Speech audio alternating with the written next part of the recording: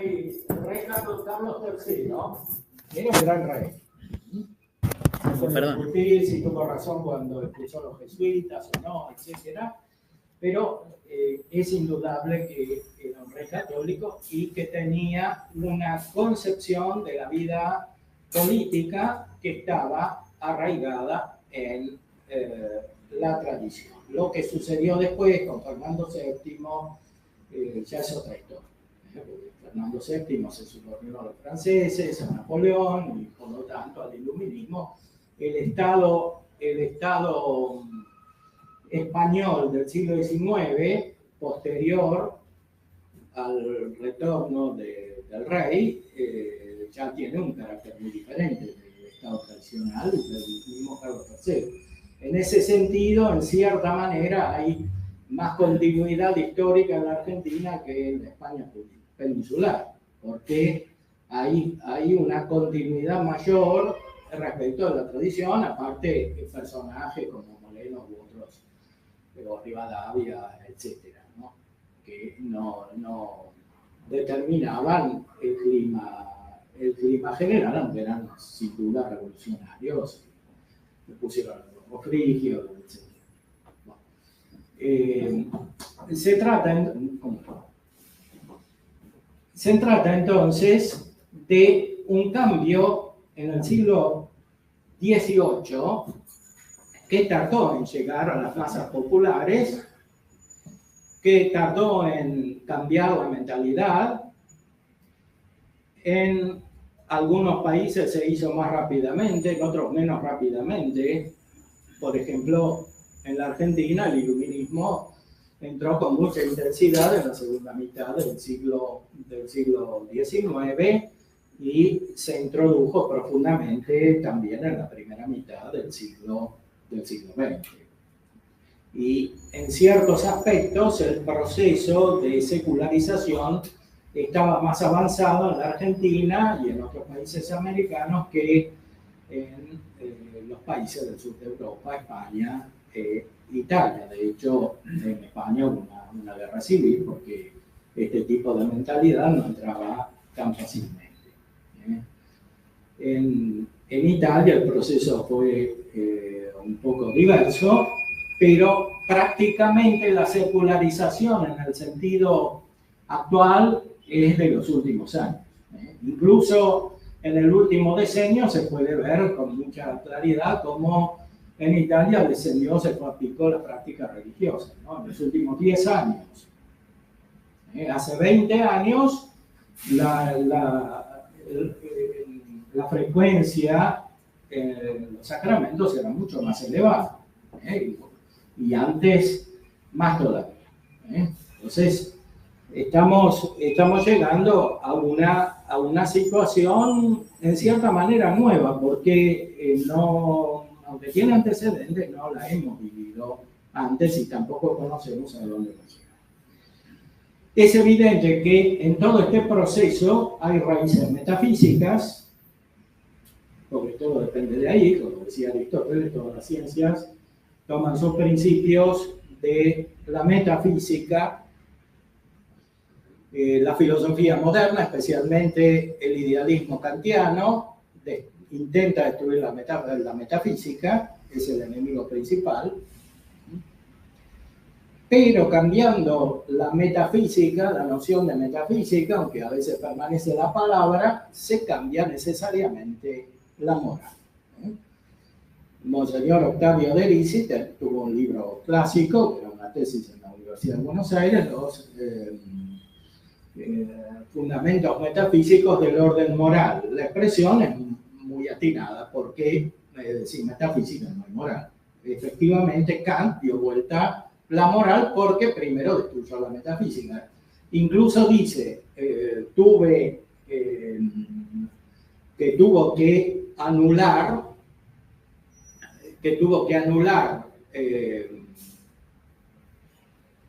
el saber para dar lugar a la fe.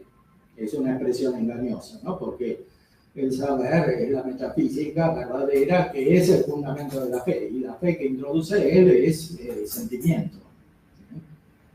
La fe el sentimentalismo protestante, tipo Schleiermacher, ese teólogo liberal del principio del siglo XIX. Entonces, en Kant encontramos una verdadera revolución. Él mismo habla de revolución copernicana.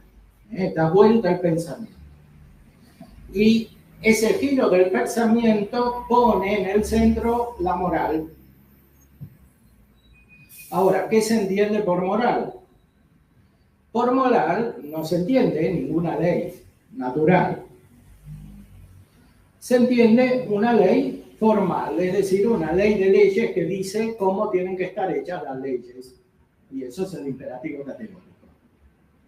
Entonces, para Kant, cualquier ley que se refiera a la realidad, que pretenda expresar lo que es la realidad, sea la realidad humana, la realidad del mundo, y sobre todo la realidad de Dios y la conexión entre ellos, es abusiva y es fuente de discordia, es decir, del mal. Por eso, para Kant,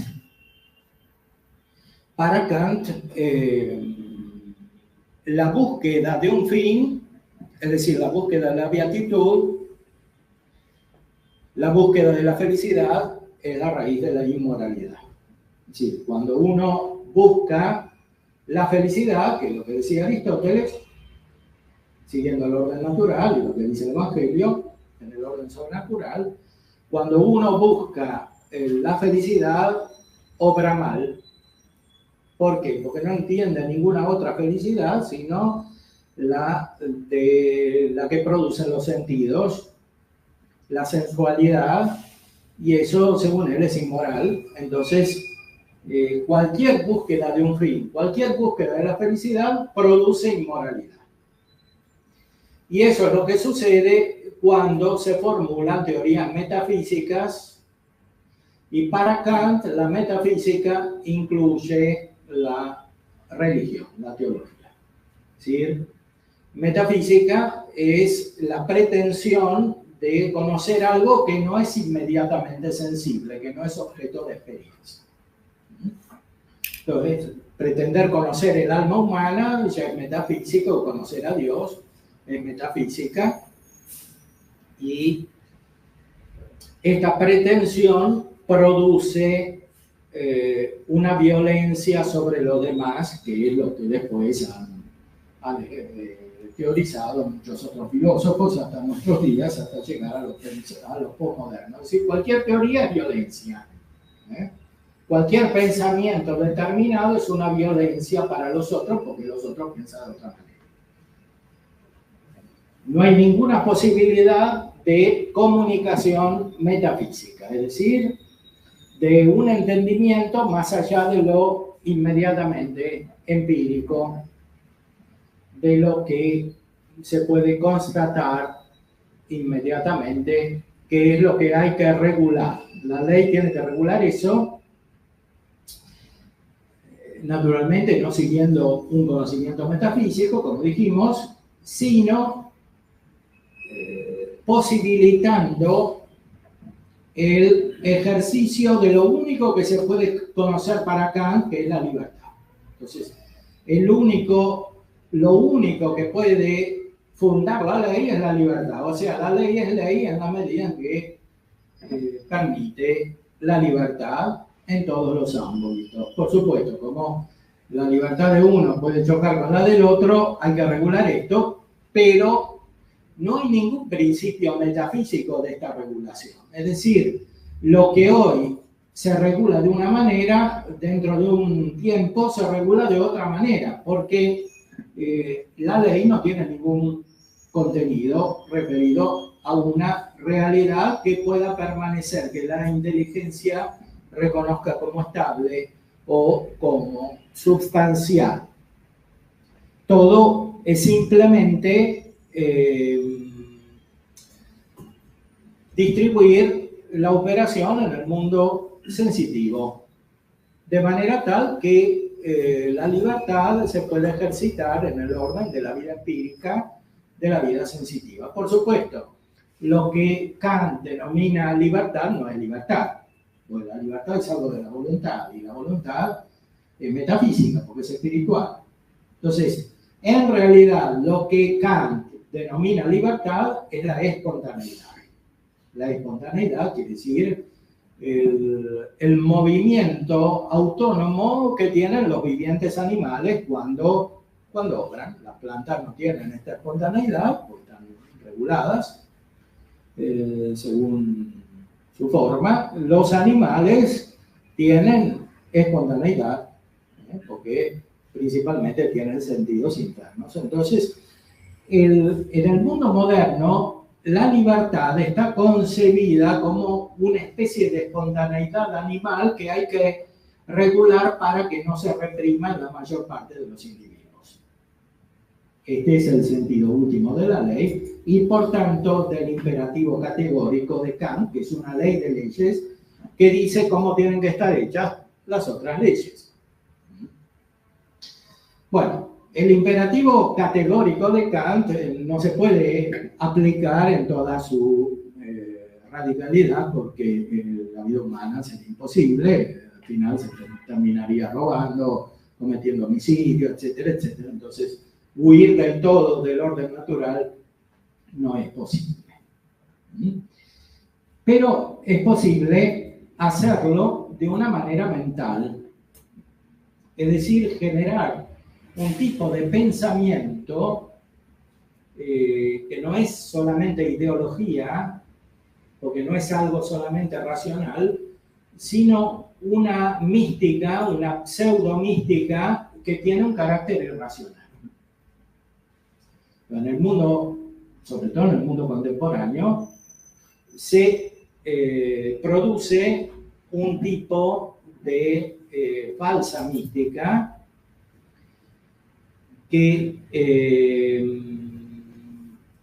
se desprende de la realidad y funciona por sí misma.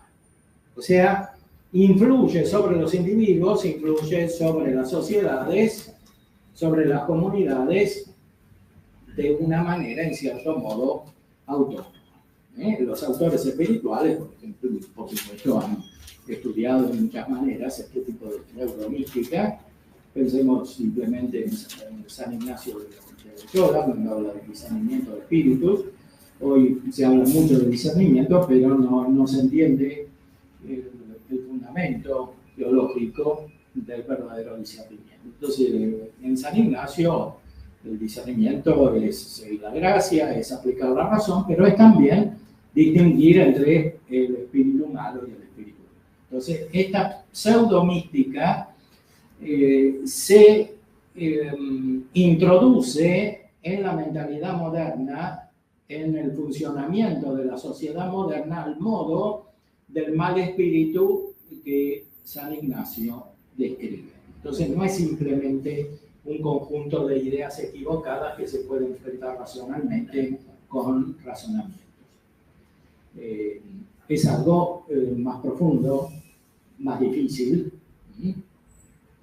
Bueno, aquí en el título de este curso está el Concilio Vaticano II, el Lumen Gentium. Cuando habla de los laicos, el concilio dice que una de las misiones principales de los laicos es enfrentar al demonio en las estructuras temporales, dice el concilio. No es solamente cuando uno hace ejercicio espiritual, es cuando funciona la economía, el derecho, la política, etcétera, no digamos la psicología. Bueno, el demonio, la educación, se introduce en las estructuras temporales. Se introduce de muchas maneras, no siempre de modo directo, sobre todo a través de la mente, de los que dominan estas estructuras. Estructura quiere decir grupos sociales, organizaciones, ¿no? Es una palabra que puede sonar mal a veces. Estaba el estructuralismo, se hablaba de cambiar las estructuras, pero bueno, es una metáfora simplemente. Quiere decir un esqueleto de un edificio. En las organizaciones sociales hay un influjo diabólico que produce una pseudomística.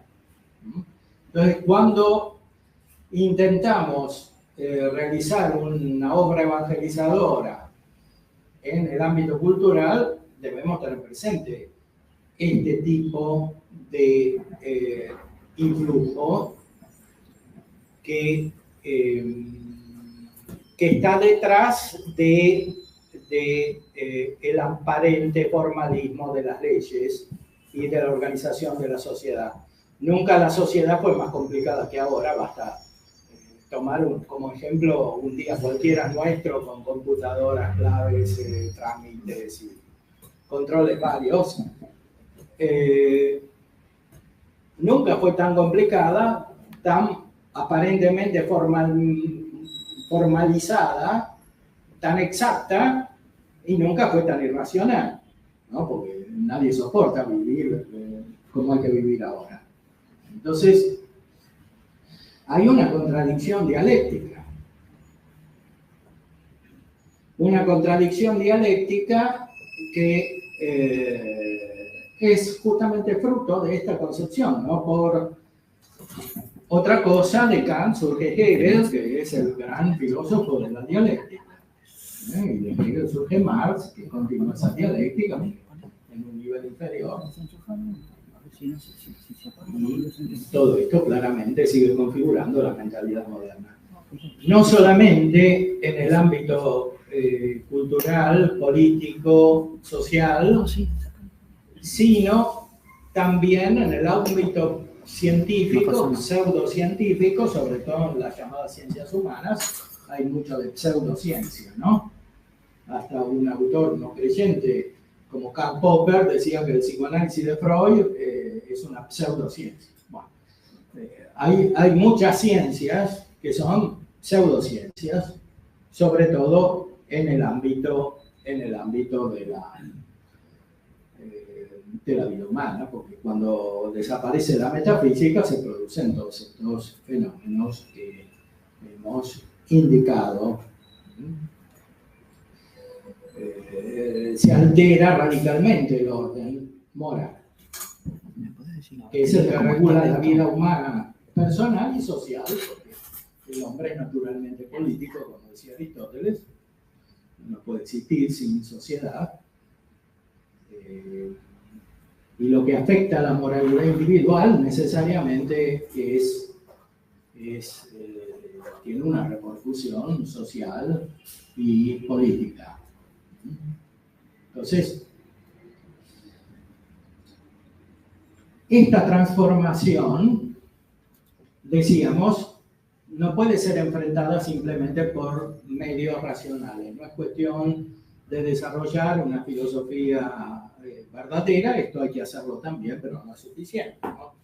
Aquí muestro algunos libros para matizar este fundamento de la filosofía moral de Santo Tomás de Aquino, ¿no? La filosofía hay que hacerla, son cursos que doy muchas veces, pero no es suficiente. Aquí hay otro, teoría del consiguiente moral. Aquí se enfrenta Kant, Hegel, etc. Además de la teoría clásica de la prudencia, que está expuesta. Y después, por supuesto, la teología, ¿no? Fundamentos de la teología moral. O sea, todo esto hay que hacerlo, pero no es suficiente. No es suficiente, porque, como decíamos antes, detrás de este modo de vivir moderno hay una espiritualidad. Una espiritualidad que puede ser falsa espiritualidad, puede ser falsa mística. Entonces, no pueden enfrentarse simplemente por la ciencia, aunque sea la teología. Y, por supuesto, sola la filosofía o cualquiera de las otras ciencias. Todo esto es necesario, pero tiene que estar puesto al servicio de una visión más profunda, que es una visión mística, una visión experimental de la vida cristiana, una verdadera experiencia de las cosas divinas, sin la cual no puede ni siquiera discernirse cuál es el influjo contrario, que está bajo las apariencias a veces de virtud, de orden, de legalidad, de normalidad, etc. Vamos ahora a introducirnos en el autor, que será la guía en este curso nuestro, que tendrá varios expositores, algunos están aquí. Este autor, por supuesto, es Santo Tomás de Aquino. La Iglesia reconoce en Santo Tomás la guía para los estudios filosóficos y teológicos, porque ve en Santo Tomás un carisma especial para enfrentar los fenómenos que hemos descrito anteriormente. De hecho, hasta el siglo XIX, hasta finales del siglo XIX, con la Eterni Patris de León XIII, la Iglesia no tuvo mucha necesidad de insistir sobre la guía de Santo Tomás. De hecho, había distintas corrientes escolásticas que convivían. En España, en el siglo XVI, sí, había cátedras escotistas o otras que seguían autores carmelitanos medievales, o estaba Suárez, que no era del todo tomista, combinaba distintos influjos, había nominalistas, y estaban los tomistas. La Iglesia entendió que todo ese desorden filosófico que se había gestado en la modernidad estaba terminando mal. De hecho, estaba afectando la fe del pueblo. Ya en la segunda mitad del siglo XIX afectaba la fe del pueblo. Primero en las ciudades, después en el campo. Entonces había que buscar un remedio. No solo afectaba la fe del pueblo, afectaba también la fe de los eclesiásticos, porque ya se preparaba el modernismo, primero apareció el americanismo, que es esa concepción que tenían los católicos en Estados Unidos, incluso los obispos, los sacerdotes, que lo principal era la acción y que la contemplación era secundaria, ¿no? Entonces el Papa León XIII les escribe a los obispos de Estados Unidos para que tengan cuidado con eso. Y además para que no crean que su sistema es mejor que el de los países latinos, es decir, cuando los estados sostienen la verdadera religión. O sea, que no crean en Estados Unidos que el país funciona mejor porque tienen esa separación de iglesia y estado y esa libertad religiosa en que todos son iguales y pueden ejercitar libremente su culto. El Papa les dice eso, no es así. O sea, lo que tienen ustedes ahí funcionaría mucho mejor si tuviesen una concepción integralmente católica, que prudencialmente eso no es siempre posible, no lo era en esa época y mucho menos lo es ahora. Ahora se puede pretender que en Arabia Saudita tenga la religión católica, ¿no? Entonces, o en Israel. O sea, no. Es un principio que es verdadero, pero que hay que aplicar prudencialmente, según las circunstancias particulares.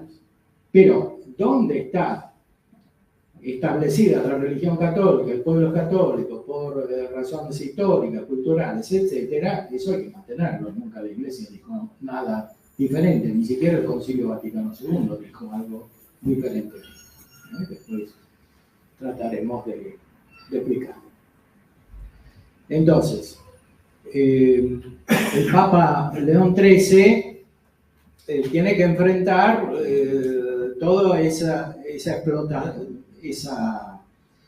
explosión de racionalismo, de empirismo, de positivismo, de socialismo, de masonería, de liberalismo que se generaba en el siglo XIX. Entonces, dice, aquí hay que poner orden y además hay que encontrar un lenguaje común, porque si cada uno sigue un filósofo diferente en la Iglesia Católica, después no nos entendemos más y no tenemos eficacia para enfrentar todos estos problemas nuevos. No lo dice solamente por eso, no es cuestión solo de lenguaje, es cuestión de que es la verdad. De hecho, más adelante, el Papa San Pío X tiene un documento, Doctoris Angelici, donde establece a Santo Tomás como obligatorio en todas las facultades y seminarios donde se enseña filosofía y teología, en 1914. ¿Ves? Ahí dice el Papa incluso que los títulos académicos, si no siguen a Santo Tomás, no van a tener validez. Y les pone un plazo de 3 años. En 3 años, todos los institutos tienen que encontrar los profesores tomistas, etcétera, para que los títulos tengan validez. Está bien, no lo puso para toda la iglesia, lo puso para Italia, pero es significativo de la importancia que le daba el Papa al pensamiento de Santo Tomás. Por supuesto, después vino Pío XI, que lo reafirmó. Studiorum Ducem, o sea, es el patrono de los estudiantes y es la guía de las escuelas católicas, etc. Y después el Pío XII, por supuesto, el magisterio es fundamentalmente tomista. Hay como un afinamiento en el estudio de Santo Tomás en toda la primera mitad del siglo XX. Ya, y este afinamiento produjo que el peligro del modernismo se alejara en los años de la primera década del siglo XX, y después reapareció. Es difícil saber si es del todo nuevo o tiene una conexión con el antiguo, porque los fenómenos históricos son complejos, pero en los años 50 el neomodernismo reaparece, y el Papa Pío XII produce la encíclica Humani Generis, donde pone en claro los peligros de este neomodernismo. Pero era todavía un fenómeno en cierta manera marginal. Cuando se convocó el Concilio Vaticano II, la mayoría de los padres había sido formado en la filosofía, en la teología de Santo Tomás, no en el modernismo. La mayoría de los padres. Por supuesto, había algunos autores que tenían otra concepción. Podemos citar, por ejemplo, Maurice Blondel, a finales del siglo XIX, que era una buena persona, pero imprudente. Es decir, era uno que pensaba que para evangelizar hoy no tenemos que hablar con un lenguaje viejo de la escolástica, sino que tenemos que renovar todo el lenguaje y presentar como una filosofía más vivida, más existencial. Es una palabra que todavía no se usaba, pero sirve para describirlo, es decir, una filosofía más humana, la filosofía de la acción. En 1892 publica este famoso libro, La acción, que es un autor muy importante porque vivió bastante tiempo, después corrigió algunas cosas, pero conecta distintos autores. Por ejemplo, Jacques Maritain. Jacques Maritain recibe influjo de Blondel, Maurice Blondel, Henri de Lubac, jesuita muy importante, que después tuvo gran presencia. Henri de Lubac, que recibe el influjo de Blondel, y después, últimamente, algunos jesuitas de lengua alemana, y todavía es un autor que está muy presente y se lo pone en circulación recurrentemente. Otro autor muy importante que influyó en el desarrollo de los acontecimientos posteriores al concilio es Teilhard de Chardin, que murió antes. Aquí encontramos una forma de mística que puede tener algunos elementos auténticos, pero que tiene muchos que no parecen auténticos. Entonces, esta concepción de Teilhard de Chardin fue muy difundida, especialmente en los años 50. Y el mismo Maritain se conecta con esta concepción. Y por supuesto, un autor tremendamente presente, influyente en esa época es el mismo Maritain, antes del Concilio Vaticano II. Sí, contribuyó grandemente a transformar la mentalidad católica, abriéndola al pluralismo cultural, abriéndola a la psicología freudiana. Maritain vino a Buenos Aires, hizo unas conferencias en favor de Freud. Dice que la vida cristiana católica tiene que transformarse con este aire nuevo que viene del psicoanálisis de Freud, ¿no? Y eso lo mantuvo toda la vida, incluso en el de Paysan de la Garonne, que dice que es un libro donde se retracta, que no veo que lo haga. Ahí también reaparece el tema de Freud, parece que le interesa mucho.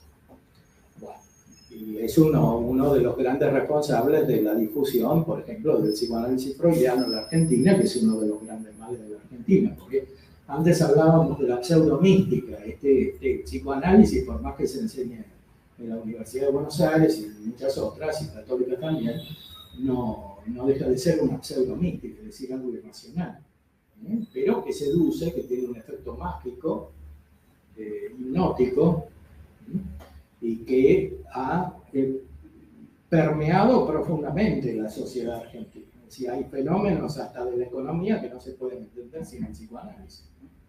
Además de que muchos políticos, presidentes, hasta obispos se han psicoanalizado. Entonces, no es un factor del cual se pueda prescindir para entender la configuración actual de la sociedad. Hablamos de la Argentina porque estamos aquí, pero algo semejante vale para otras sociedades, ¿no?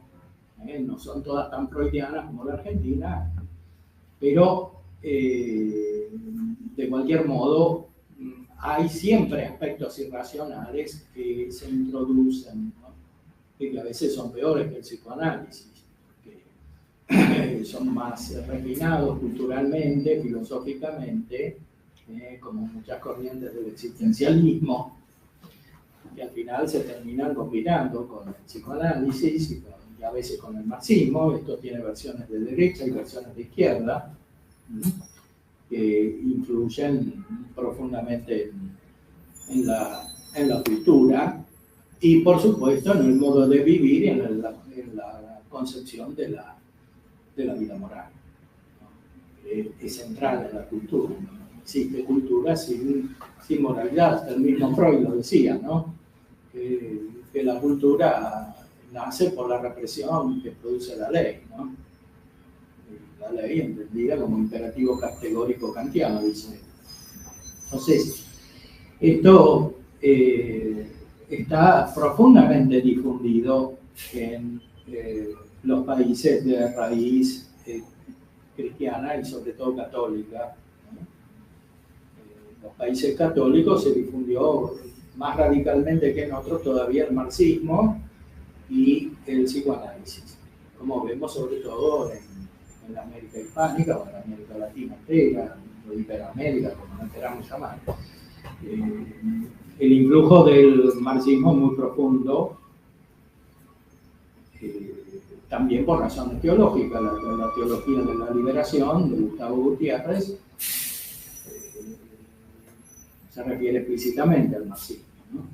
Ahora el marxismo económico y cultural no está tan de moda, es un neomarxismo ideológico, una pseudomística. Hace poco, bueno, me tengo que ocupar de la sociedad tomista, entré en la página de la IPJ, bueno, había que tener igualdad de género, no tenemos mujeres y varones en el mismo número, entonces no podían hacer el dictamen. Pero, bueno, hace 4 días, 5 o 6 lo derogaron, menos mal, porque parece que los camioneros y otros hicieron eso. Y los colectiveros, claro. Bueno, esa es una muestra de un alejamiento de la realidad. No puede funcionar eso, pues la sociedad no es así. Entonces, se produce un idealismo mental que termina siendo una pseudomística. Con esta gente es muy difícil conversar, porque ya está configurada de esa manera, ¿no? Entonces, ha perdido la claridad racional, la lógica en el sentido natural del término, que es la de Aristóteles, ¿no? Ha adquirido una nueva lógica, que es una lógica artificial, que es la lógica dialéctica, la lógica de Freud, la lógica de Marx, ¿no? Entonces, cuando salta el principio de no contradicción, puede suceder cualquier cosa, especialmente en el orden moral y en el orden político. Lo que decíamos de la aplicación al ejemplo argentino es muy claro, ¿no? El psicoanálisis produce la configuración mental adecuada para no respetar el principio de no contradicción. Entonces, cuando no existe este principio, que es el primero, todo lo demás cambia y uno no sabe cómo orientarse, ¿eh? Toda la vida social se vuelve un caos, ¿eh? Y adquiere un orden que es un desorden. Entonces, estos actores influyen profundamente en la configuración de la mentalidad católica. Estábamos con Maritain, seguimos con el psicoanálisis. Maritain, que además tiene una concepción especial. Sabemos lo de individuo y persona, sabemos lo de la democracia. Por ejemplo, el humanismo integral, Maritain dice que en la Unión Soviética, aunque sean comunistas y sean ateos, como siguen su conciencia, etcétera, no solo tienen fe y gracia, sino que se salvan también. Entonces, un ateo se puede salvar para Maritain, ¿no? Que no es algo muy diferente de lo que dice Karl Rahner. Karl Rahner, el jesuita alemán, que tuvo gran influjo especialmente después del Concilio Vaticano II. Participó del Vaticano II, pero mientras estaba ahí no era muy revolucionario. Incluso le pareció que había que mantener la concepción tradicional de la relación entre Estado y religión, etc. Pero después cambió profundamente. Tenía las raíces antes, por supuesto, pero cambió profundamente, y sobre todo lo que introduce es el gran pluralismo cultural. En el curso fundamental sobre la fe, Karl Rahner dice que ahora no hay que hacer teología como antes, siguiendo una sola filosofía, como Santo Tomás. Y dice, así como fuimos educados nosotros hace 30 años, esto no existe más. Entonces ahora hay que usar todas las filosofías vigentes y además todas las concepciones culturales de todas las ciencias modernas. Entonces hay que usar el psicoanálisis, hay que usar el marxismo, hay que usar el estructuralismo y cualquier tipo de concepción moderna para hacer teología. Eso dice Karl Rahner. Y finalmente todo depende de que uno sea coherente con la búsqueda de bien, que siga su conciencia, sea cual fuere el contenido de esta conciencia, lo que dicte esta conciencia. Maritain termina diciendo algo muy parecido, pero mucho antes. Lo dice Maritain y probablemente tuvo más influjo Maritain que Karl Rahner. Lo de Rahner pudo apoyarse, sobre todo en los países latinos, en la acción difusiva de Maritain. Bueno, el Concilio Vaticano II sigue diciendo que hay que guiarse por Santo Tomás. Tiene dos grandes citas, que son puntos de referencia. Una en Optatam Totius, que es el decreto que se refiere a la educación católica. Cuando habla de las universidades, dice que en las universidades católicas la relación entre las ciencias y la teología debe ser guiada por el pensamiento de Santo Tomás. Esto, por supuesto, no quiere decir que la teología se tiene que adecuar a las ciencias o a las pseudociencias, sobre todo en ámbito humanístico, sino al revés. Es decir, que las ciencias, para ser verdaderas ciencias, se tienen que adecuar a la teología, guiada por el pensamiento de Santo Tomás. Eso es explícito y es vigente. Así deberían ser todas las universidades católicas. Por supuesto que esto no se cumplió, o por lo menos parcialmente en algunos lugares se cumplió, en otros no se cumplió, y ahora está desapareciendo. Muchas universidades católicas se convirtieron en lo contrario. Entonces, porque asimilando esta cultura moderna, como dice Rahner, como dice Maritain, terminan en concepciones pseudomísticas, al mismo tiempo que hiperformalistas. Basta ver cómo que se han convertido las universidades modernas, no solo las católicas, todas, ¿no? Porque esto es un fenómeno universal, para ver que, como dice un libro, el título de un libro en italiano, ¿no? La industria cultural, todo eso. Control, acreditación, etcétera, formularios, es una cosa imposible, ¿no? Entonces la verdadera ciencia está anulada. Bueno, eso es universal. En Europa hay un famoso proceso de Bolonia, que es una búsqueda de unificación de todas las universidades, hasta las universidades pontificias en Roma han entrado en el proceso de Bolonia, o sea, para que las universidades de Europa e incluso las eclesiásticas tengan las mismas formalidades, etc. Bueno, todo esto debería tener un remedio y la Iglesia lo propone, ¿no? El concilio dice claramente, hay que seguir a Santo Tomás, ¿no? Pensemos en el derecho, pensemos en la psicología, pensemos incluso en la economía. El padre Membiel hizo la concepción católica de la economía, etc. Entonces, hay que seguir a Santo Tomás, dice la Iglesia. Ahora estamos muy lejos de que esto sea aplicable. Pero la indicación está. Bueno, el otro texto, que es muy importante, es este se llama Gravissimum Educationes. El otro texto se refiere a la formación de los sacerdotes. Optatam Totius. La formación de los sacerdotes en el ámbito teológico debe ser hecha según Santo Tomás de Aquino. Dice el Concilio Vaticano II, y esto fue recogido en el Código de Derecho Canónico y está todavía vigente. Es decir, en todo el mundo, en toda la Iglesia, la formación teológica, por lo menos en la Iglesia Latina, porque el código es para la Iglesia Latina, los orientales tienen otro código, en la Iglesia Latina la formación debería ser hecha según la mente de Santo Tomás de Aquino. Bueno, por supuesto que esto tampoco se cumple y los resultados se ven.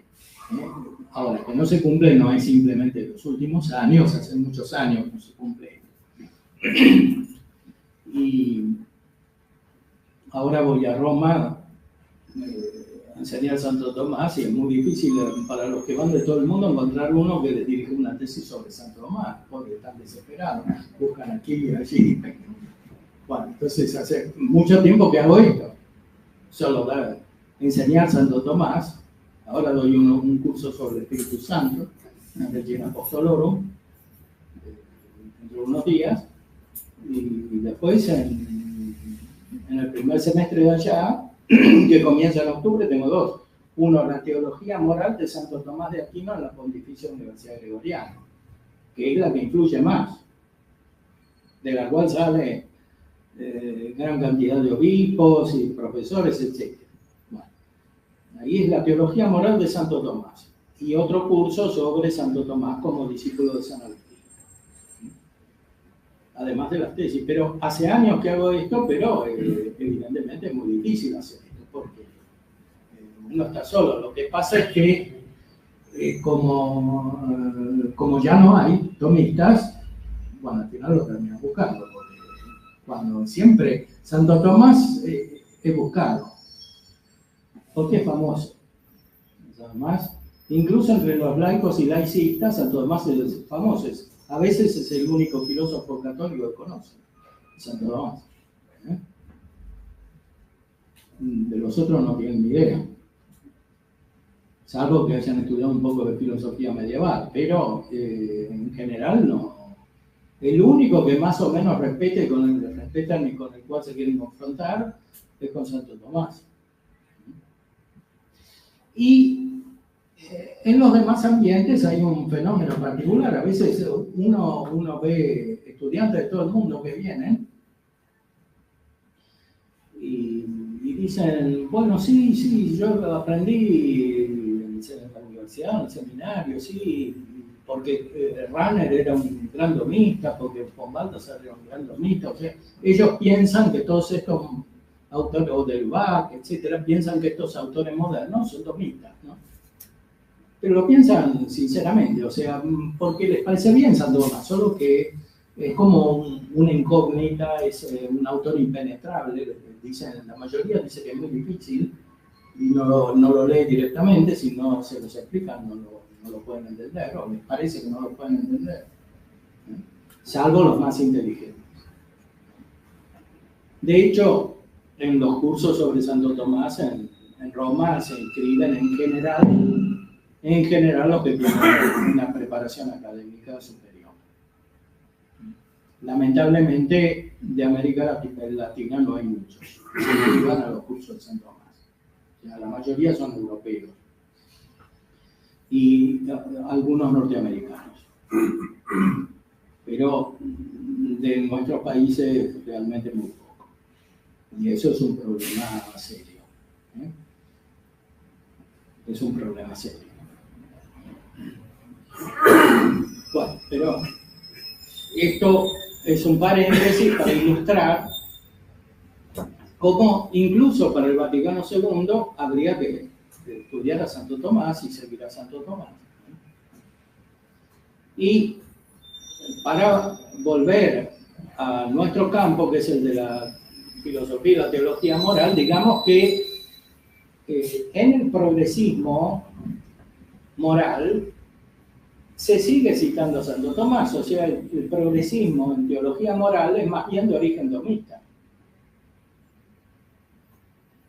a diferencia de la dogmática. En la dogmática hay otros influjos, pero en el campo moral el progresismo tiene más bien una raíz tomista, por supuesto deformada, leída con otras filosofías detrás, etcétera, ¿no? Entonces, esto produce que naturalmente sea una gran confusión. Una gran confusión, incluso en el orden moral. Por eso es tan importante el tema de nuestro curso. Otro documento que apareció después del Vaticano II y que es capital es Lumen Ecclesiae, del Papa Pablo VI. Es un documento realmente recomendable. Aquí el Papa retoma a San Pío X, a ver si lo encontramos.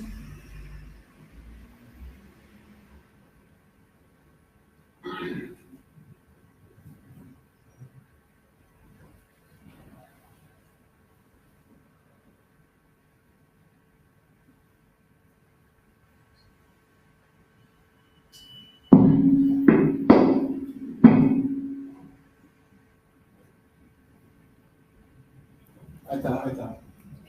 Voy a poner castellano.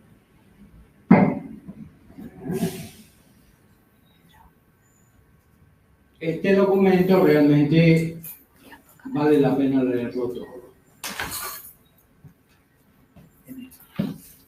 Aquí el Papa dice que la Iglesia hizo, el magisterio de la Iglesia hizo suyo el pensamiento de Santo Tomás.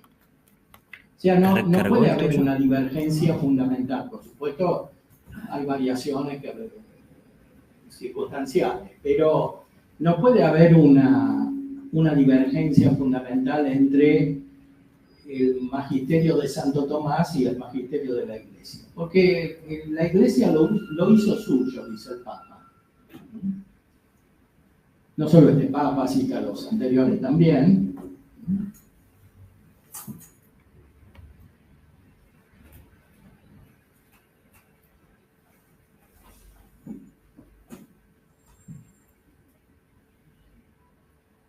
La figura del Aquinate desborda el contexto histórico y cultural en que se movió. O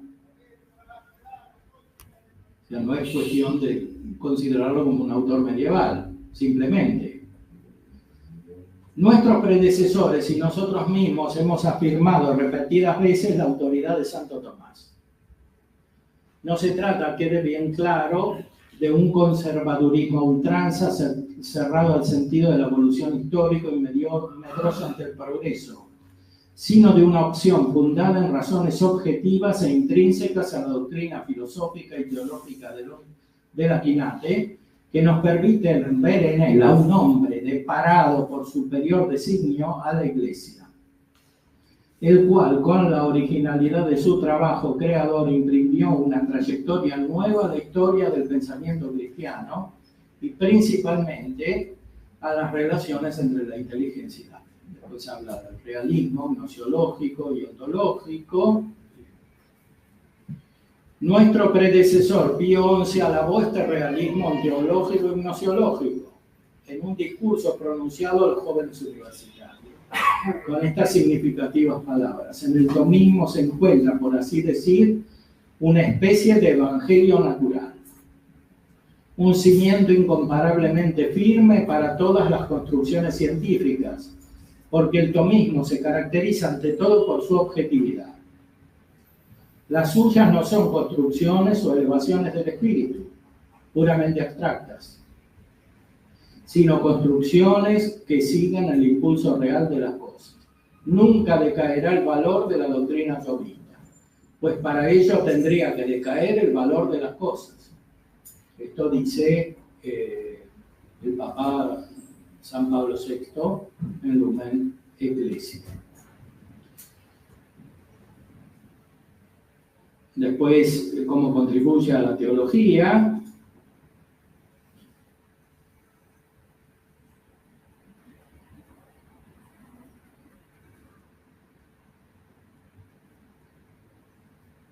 Desgraciadamente, hay muchas doctrinas y sistemas modernos radicalmente irreconciliables con la fe y la teología cristianas.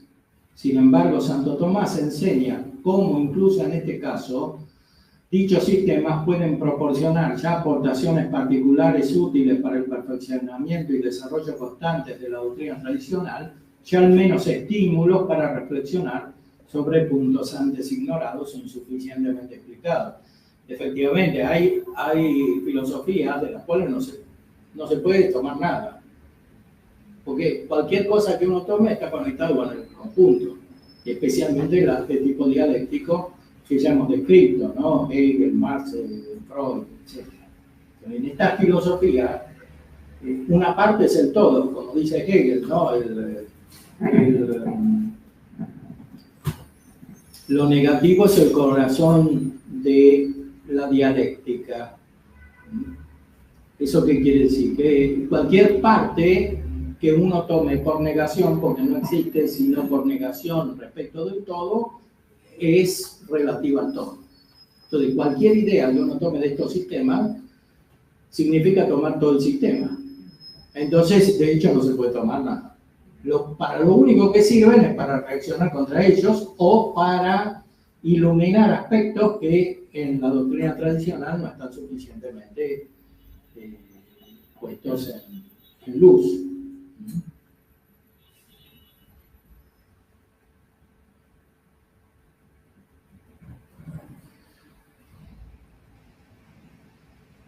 Los romanos pontífices sostuvieron con su autoridad la doctrina de Santo Tomás cuando aún vivía, etc.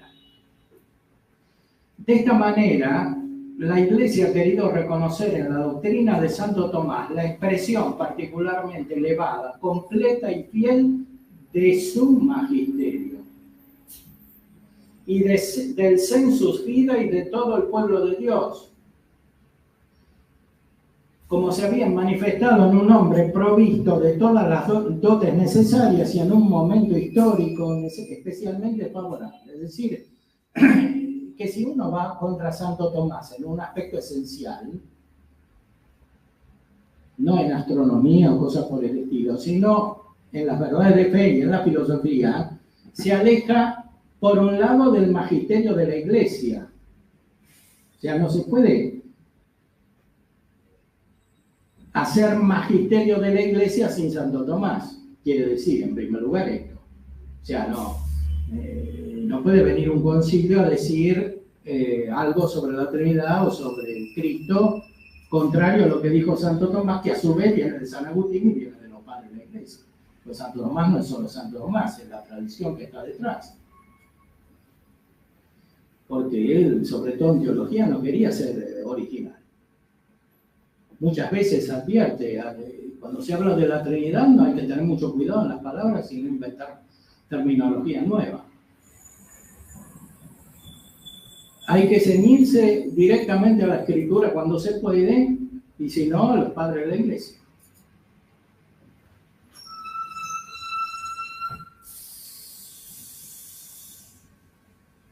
Y además, en Santo Tomás está el sensus fidei. Esta es una terminología que viene del Vaticano II. Fue desarrollada en algunos años anteriores, en los años 50.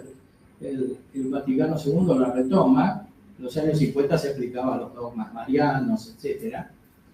El Vaticano II la retoma y hace un gran servicio. En 2014 se publicó un documento de la Comisión Teológica Internacional sobre el sensus fidei, que es muy bueno, es excelente ese documento, que habría que tener en cuenta. Entonces, alejarse de Santo Tomás es alejarse del sentido de la fe del pueblo de Dios. O sea, si viene cualquiera en representación del pueblo y dice algo contrario a Santo Tomás en las cuestiones fundamentales, se entiende, ¿no? Eso no es sentido de la fe, es una atribución, una autoatribución arbitraria. O sea, es abusivo.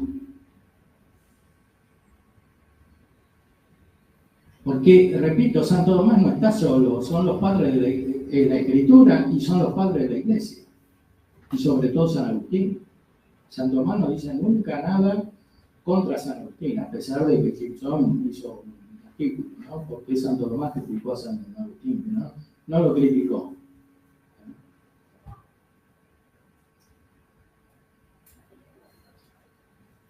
La Iglesia, para decirlo brevemente, convalida con su autoridad la doctrina del doctor Angélico.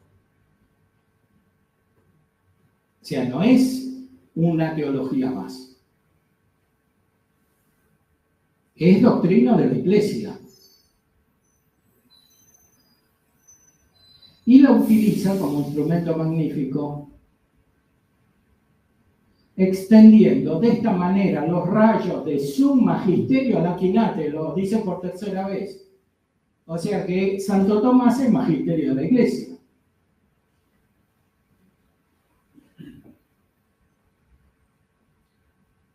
Tanto y más que a otros insignes doctores suyos.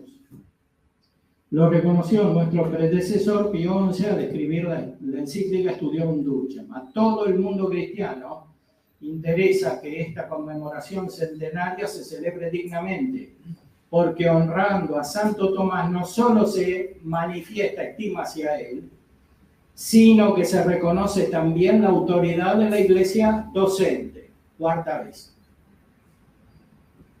O sea, para que no quede ninguna duda. Honrar a Santo Tomás, dice, es reconocer la autoridad de la Iglesia que enseña, el magisterio de la Iglesia.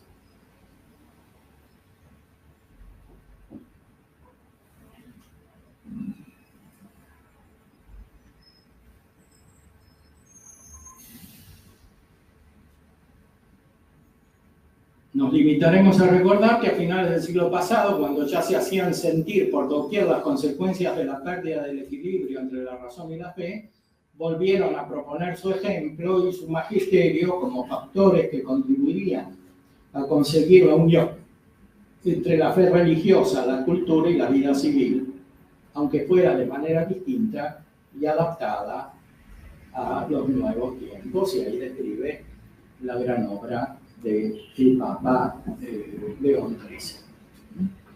Voy a culminar simplemente citando un ejemplo de esta concepción que ilustra Pablo VI con la referencia breve, repito, a Dignitatis Humanae del Concilio Vaticano II. Como sabemos, es un documento objeto de debate. Al principio del documento está citado 2 veces Santo Tomás. En algunas ediciones desaparecieron las citas de Santo Tomás, pero en el original latino está citado Santo Tomás, porque es el punto de referencia, así como lo es el magisterio anterior.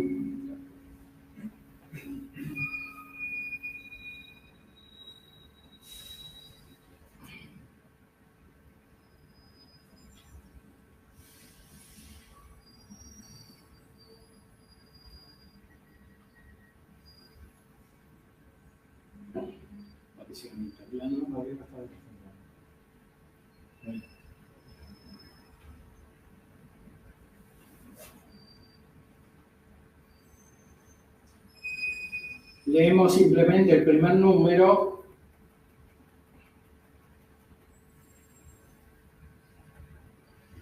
Que debería ser leído a la luz de estos principios, y no como hacen los progresistas o los tradicionalistas, de una manera dialéctica contra la doctrina de Santo Tomás, porque explícitamente el magisterio dice que hay que leerlo según Santo Tomás, porque Santo Tomás es una expresión del magisterio de la Iglesia.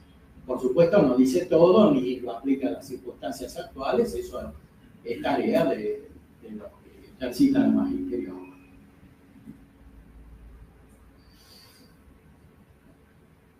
Los hombres de nuestro tiempo se hacen cada vez más conscientes de la dignidad de la persona humana y aumenta el número de aquellos que exigen que los hombres en su actuación gocen y usen del propio criterio y libertad responsables, guiados por la conciencia del deber y no movidos por la coacción. Piden igualmente la delimitación jurídica del poder público para que la amplitud de la justa libertad, tanto de la persona como de las asociaciones, no se restrinja demasiado. Esta exigencia de libertad en la sociedad humana se refiere sobre todo a los bienes del espíritu humano, principalmente aquellos que pertenecen al libre ejercicio de la religión en la sociedad. Secundando con diligencia estos anhelos de los espíritus y proponiéndose declarar cuán conformes son con la verdad y con la justicia, este Concilio Vaticano estudia la sagrada doctrina, tradición y doctrina de la Iglesia, de las cuales saca a la luz cosas nuevas de acuerdo siempre con las antiguas. En primer lugar, profesa el Sagrado Concilio que Dios manifestó al género humano el camino por el que, sirviéndole, pueden los hombres salvarse y ser felices en Cristo. Creemos que esta única y verdadera religión subsiste en la Iglesia Católica y Apostólica, a la cual el Señor Jesús confió la misión de difundirla por todos los hombres, etc. Bueno, aquí hay un primer punto de debate. Algunos objetan esta expresión que subsiste en la verdadera Iglesia, en la Iglesia Católica, como si hubiese otras iglesias en las cuales también subsiste. Bueno, eso es desconocer lo más elemental del lenguaje tomista. Santo Tomás muchas veces usa la expresión subsistiti, que es la misma que se usa acá en el concilio y que usaron estos padres que tenían formación tomista. Entonces, que subsiste en quiere decir que existe al modo de la sustancia. O sea, la verdadera religión es la religión católica. Y la iglesia es la iglesia católica. En las otras que se llaman iglesias hay elementos accidentales. Efectivamente, algunas tienen algún sacramento, otras tienen la Sagrada Escritura, otras tienen alguna tradición o algún elemento de la ley natural, son elementos accidentales. Si los consideramos respecto del conjunto que está en la sustancia es unidad, es una. Entonces, la iglesia es una.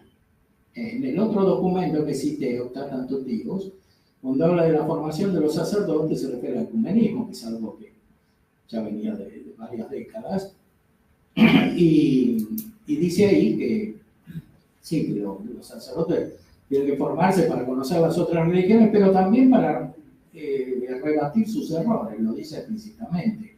No es que hay que alegremente aceptar todas las religiones como si fuesen todas igualmente camino de salvación. Eso no lo dice el concilio para nada. Y aquí se ve. Por su parte, los hombres están obligados a buscar la verdad, sobre todo en lo que se refiere a Dios y a su iglesia, y una vez conocida, abrazarla y practicar.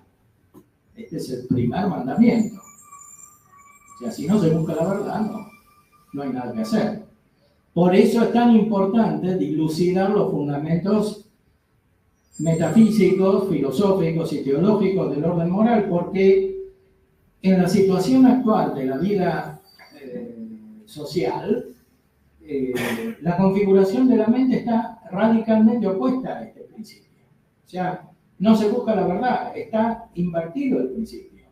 O sea, buscar la verdad es malo. Es la raíz del mal, como dice Kant. El concilio dice lo que siempre dijo la tradición, es decir, hay que buscar la verdad. Para buscar la verdad hay que tener las condiciones para alcanzarla. Confiesa a sí mismo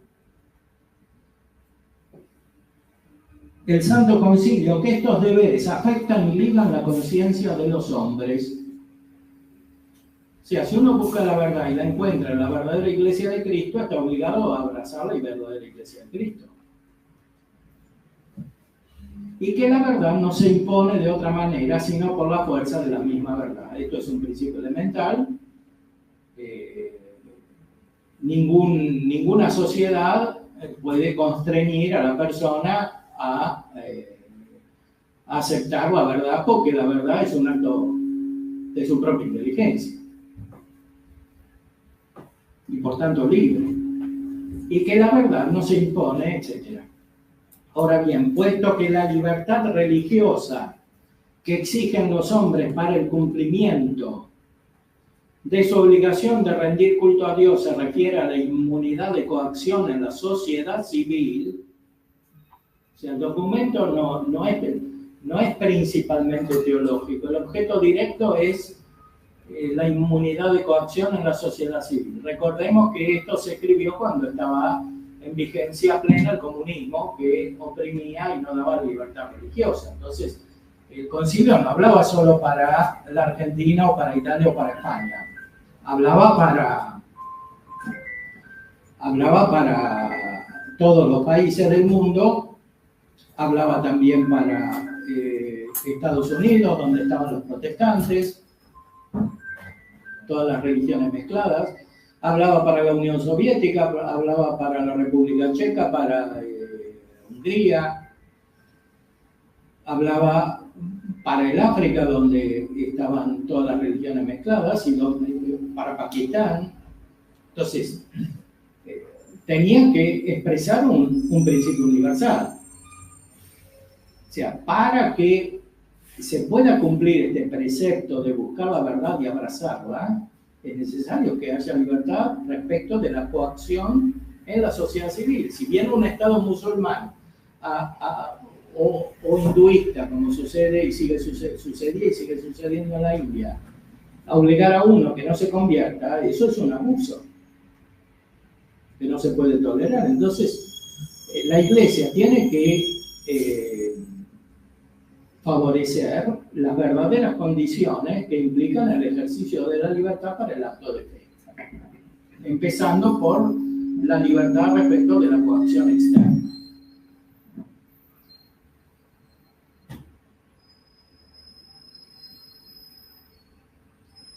Entonces, se refiere a la inmunidad de coacción en la sociedad civil, por eso deja íntegra la doctrina tradicional católica acerca del deber moral de los hombres y de las sociedades para con la verdadera religión. Es decir, para el Concilio Vaticano II está bien que haya un Estado católico. No está mal, está bien.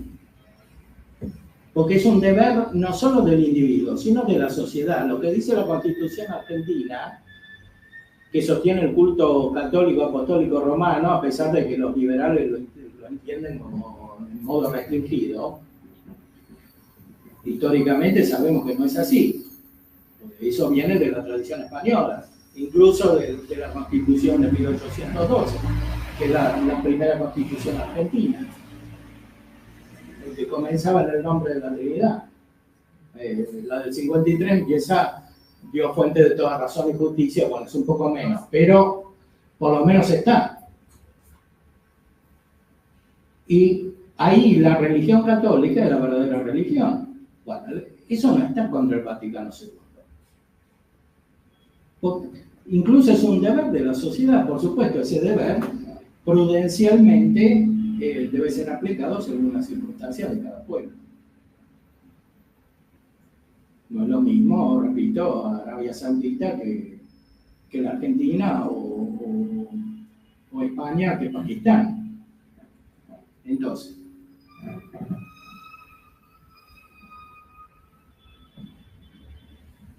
se deja intacta la doctrina tradicional católica. De hecho, se citan las encíclicas de los papas anteriores, ¿no? Especialmente de León XIII, Libertas. Se propone, además, el Sagrado Concilio, al tratar de esta verdad religiosa, desarrollar la doctrina de los últimos pontífices sobre los derechos inviolables de la persona humana, esto es sobre todo biológico. Pero después insiste mucho en que no se debe impedir actuar conforme a la conciencia solo asociada a otro dentro de los límites debidos. Es decir, que el Estado no puede dar una libertad absoluta en el ámbito religioso porque hay religiones que pueden ir contra el orden natural, que debe ser la base del orden público. Entonces, y esto naturalmente es un objeto de regulación prudencial. Una cosa es querer prohibir el divorcio en Estados Unidos y otra cosa es que no haya divorcio en la Argentina, por lo menos como era la Argentina antes. Son cosas diferentes. Porque la matriz cultural de cada pueblo es diferente, hay una historia, etc. Entonces los principios políticos y jurídicos tienen que ser aplicados de una manera prudencial. Bueno, por ahora vamos a dejar y no sé si quieren hacer alguna intervención, alguna pregunta.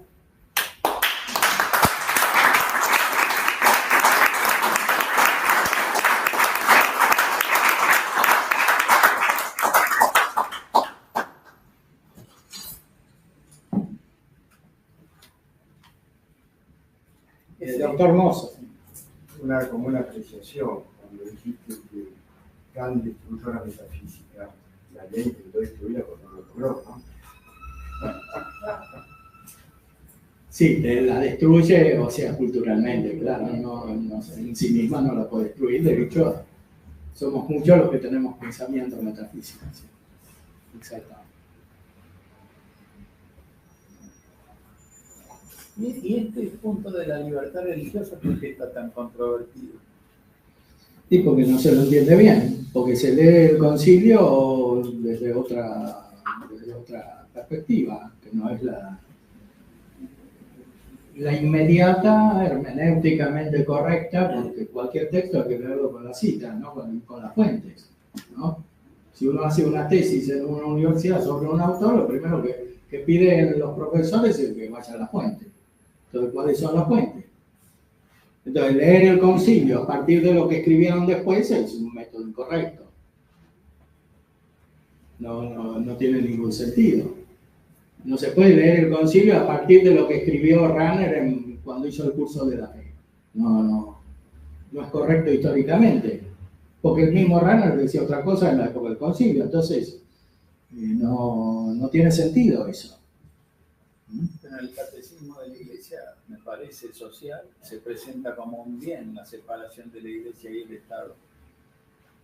Sí, eso no es lo mismo que dice el concilio, pero se puede entender de una manera adecuada cuando se lo atribuye al orden temporal. El Estado es una realidad temporal. O sea, es evidente que la estructura del Estado no puede coincidir con la estructura de la Iglesia. En ese sentido, sí hay separación. Pero eso no quiere decir que tenga que haber una separación sustancial.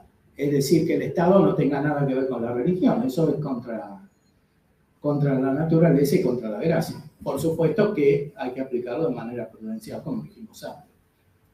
Completando un poco esto, yo creo que hay una cuestión que es esta. El mismo concilio establece que hay sí una autonomía, una distinción de órdenes y una cooperación que tiene que haber. El catecismo de la Iglesia Católica no marca la separación, al contrario, habla de la colaboración. Todo el concilio está implicado en esta idea. La referencia que hace el número del párrafo tercero, el número primero del documento, es a la inmortalidad concretamente. Sí. Que tiene que ver justamente con la relación de los estados con la Iglesia, y la que dice que es con la única y verdadera religión, con lo cual esta calificación de única y verdadera religión, la única y verdadera Iglesia, sí, es la Iglesia Católica. Es la Iglesia Católica y echa por tierra toda la cuestión del subsiste, y por otro lado después lo trató la Domino Jesús, ¿no? Y el tema del orden público, que es uno de los caballitos de batalla de muchos que quieren decir que, bueno, que ahí está la clave, es un concepto revolucionario y demás.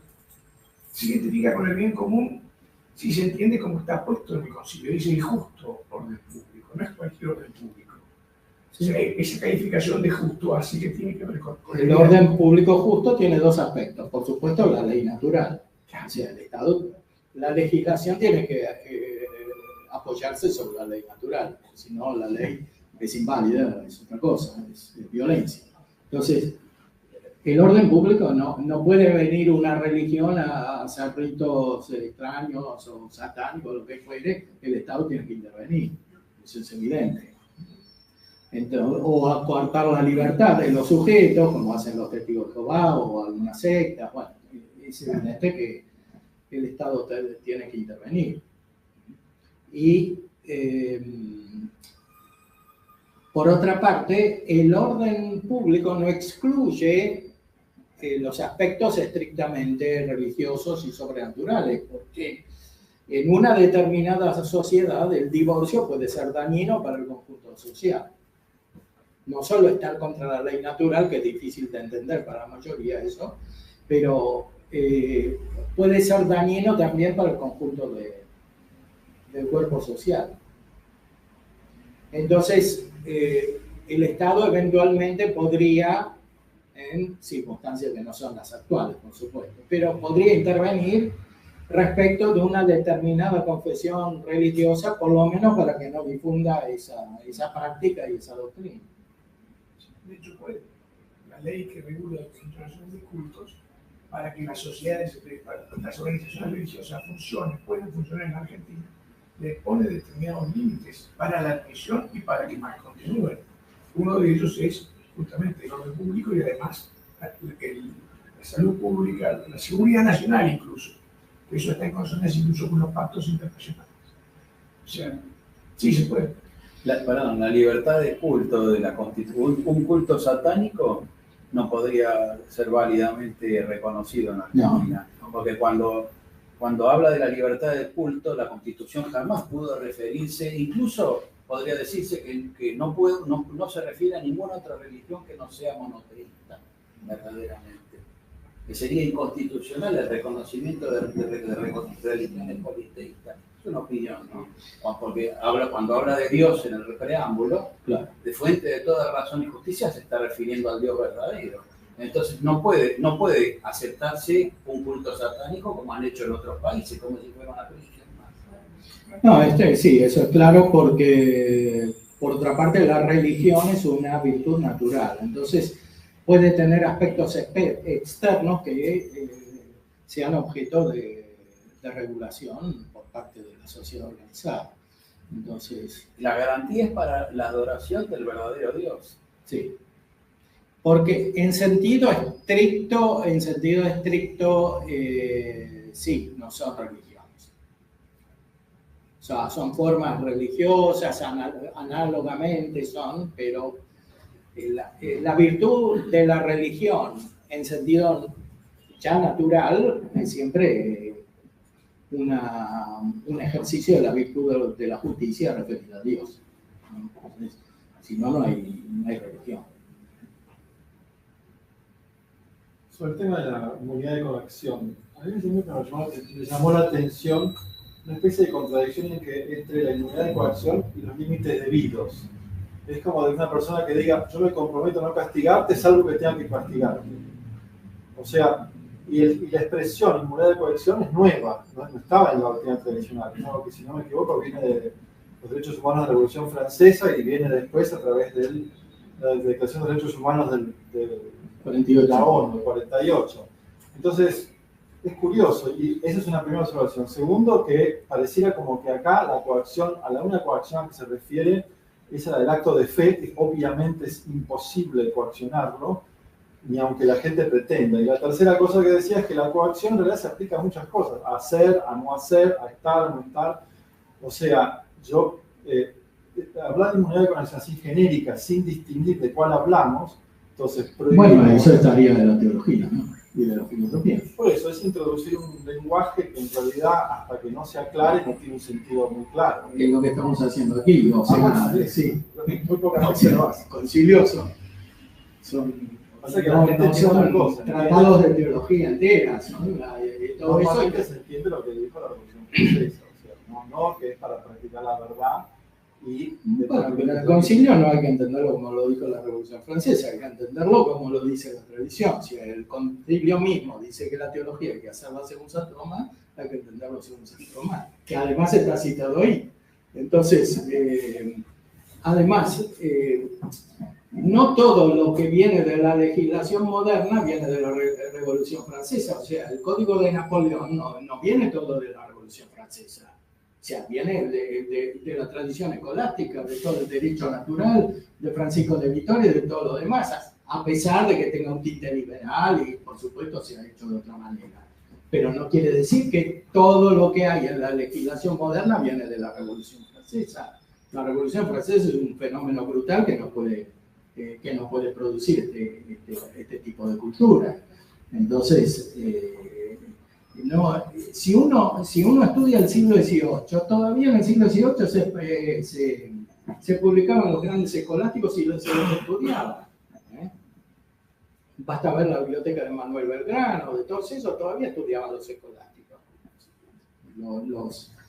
Los que iniciaron la Argentina todavía tenían esa concepción. Entonces, es difícil decir que dependían solo de la Revolución Francesa, ¿no?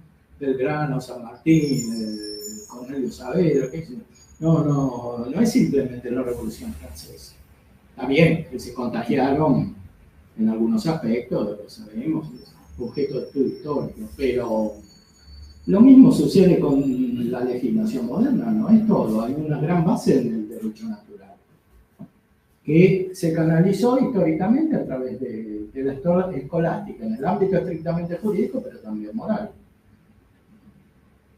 Eso que dice Lumen Ecclesiae sobre el realismo de Santo Tomás Sí, es bastante acertado, la verdad que yo no lo había visto nunca, pero sospechaba que por ahí va la cosa. O sea, que todos estos revolucionarios encuentran una conciliable su tomismo con sus ideas revolucionarias, porque es lo que los acontecimientos requerían en el momento. Un realismo, realismo, hay una tendencia realista sí. que, bien interpretada, como Santo Tomás corresponde, es un respeto de la realidad creada por Dios, la naturaleza, Sí. etc. Pero también hay un desvío, como lo señaló el propio Lumen Ecclesiae, de un realismo exagerado. Bueno, pero ese es el realismo en sentido marxista. O sea, para los marxistas, Marx es realista y Hegel es idealista, porque Hegel está en el cielo y Marx está en la tierra, ¿no? Como dijo en la tesis sobre Feuerbach, ¿no? Hasta ahora los filósofos se han dedicado a contemplar el mundo y en realidad de lo que se trata es transformarlo. Bueno, ese es el realismo de Marx. Y si es por eso Hegel es idealista contra Marx, pero aquí no se habla de realismo en ese sentido. El realismo es como dijo Gilson, que escribió un libro, el realismo metódico, ¿no? En ese sentido se habla. Estaba pensando más en tomistas como Maritain, que adoptan la democracia porque es una cosa... No, pero Maritain hay que ver si es tomista. O sea... Bueno, si Maritain es tomista... No, porque para ser tomista hay que ser coherente en todos los principios. O sea, no se puede ser tomista y dividir el individuo de la persona, ser tomista y decir que la religión católica tiene que pasar por Freud, o ser tomista y decir que uno se puede salvarse en ateo. ¿Qué clase de tomismo es eso? ¿Dónde Santo Tomás dice que uno se puede salvar siendo ateo? ¿De dónde lo saca Maritain eso? No. O que en la sociedad lo único que vale es la libertad. Eso no es tomista. Entonces, que se presente como tomista es otra cosa. Además, hay que estudiar la psicología de Maritain, que es muy extraña. Uno que ya puso fecha con la novia para suicidarse si no encontraba el sentido de la vida. Bueno, y otras cosas que no voy a decir aquí, pero hay bibliografía sobre el tema. Entonces, sí, hay que ver qué se entiende por, bueno, tomista. O sea, si uno cita a Santo Tomás y lo utiliza para sus fines, no es verdaderamente tomista. Un tomista es el que tiene el sentido de la totalidad de la doctrina. Entender por qué algunos revolucionarios provienen de formación escolástica tomista y no hay contradicción, pobres. Evidentemente, a la hay, como usted acaba de decir, no son verdaderos tomistas, pero están convencidos que lo son. Sí, están convencidos que lo son por dos razones. Primero, porque hay una pseudomística, y segundo, porque no tienen un desarrollo racional suficiente. No todos pueden hacer filosofía en el mismo nivel. Entonces, así como en todas las ciencias, hay gente pretenciosa que dice que sabe derecho y no sabe, o que sabe medicina y sabe menos que lo que dice que sabe, así también sucede en la filosofía y la teología. Entonces, ¿cuándo la formación es tan deficiente como hoy? ¿Cuándo se perdió el orden? Cuando hay una rebelión en las universidades católicas, porque todo esto que dijimos que dicen los documentos no se cumple. Entonces, claro, después sucede esto. O sea, sí, cree que es tomista, pero no lo es, porque no basta citar 2 o 3 pasajes de la Suma y después interpretarlos según Hegel o según Freud o según Marx. Y eso se ha hecho muchas veces. Bueno, el padre Gustavo Gutiérrez habrá cambiado de pensamiento, pero cuando escribió la Teología de la Liberación, que era el año 70, citaba también Santo Tomás, San Agustín, además de Marx. Bueno, ahora es dominico. O sea, pero ¿por qué sucede eso? Porque esa dialéctica entre el pensamiento moderno y la religión católica está en el mismo Hegel, que es la raíz de todos estos pensadores. Porque Hegel probablemente cuando era joven se convirtió a la religión católica. y después volvió a su iluminismo, etc. Entonces le queda como una nostalgia contemplativa, como una percepción que no tiene Kant, que no tiene Freud, que era un protestante, un judío. Entonces Hegel es mucho más profundo. Y todos estos, en el fondo, se refieren a Hegel. Porque cuando la cultura superficial es kantiana, pero cuando pretende ser profunda, es hegeliana. Zaffaroni es más hegeliano que kantiano, porque no sigue simplemente el imperativo categórico, porque tiene aspectos irracionales que vienen del posmodernismo, etc. Y todo eso radica en la filosofía dialéctica, en la filosofía hegeliana. Entonces Hegel pretende hacer una síntesis entre protestantismo y catolicismo, además de toda la cultura moderna con la cultura medieval.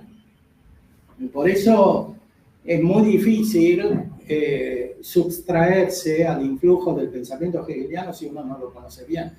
De hecho, los que más difunden la teología hegeliana son las universidades, la Facultad de Teología. Por lo menos en un sentido realmente incluyente, práctico. En la Facultad de Filosofía del Mundo se lo hace, pero con un estudio de erudición. Pero en sentido práctico, es en la Facultad de Teología donde se difunde Hegel. Sí. ¿Y esa es la causa por la cual no se cumple con la directiva de enseñar el comunismo? Bueno, las causas son muchas, pero es una de las causas fundamentales, porque además los que dirigen las instancias de la educación y de la Iglesia también han sido formados así. Entonces, no, es un proceso muy largo, pero hay que tener claro el mapa, por dónde ir. Pues no se pueden cambiar las cosas inmediatamente, eso es irracional e imprudente. Hay primero que conocer las causas.